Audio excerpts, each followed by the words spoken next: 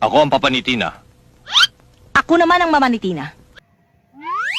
At kami naman ang mga kaibigan ni Tina. Ano may paglilingkod namin sa inyo? Nakahanda kami sa lahat ng oras para sa aming kaibigan. Anong pinagsasabi nyo? Bahay namin to ah! Bakit? Inaangkin ba namin? Kaya kami narito para lutasin ang problema ni Tina. Malulutas lamang ang problema niya kung maihaharap mo sa amin ang lalaking yon. Kaya kami nandito para hindi masira ang maganda niyong pagtitinginan. Anong ibig mo sabihin? Papa, Nya, ako ang lalaking hinahanap ninyo. Narito ako para panagutan ang ginawa ko kay Tina. Ano?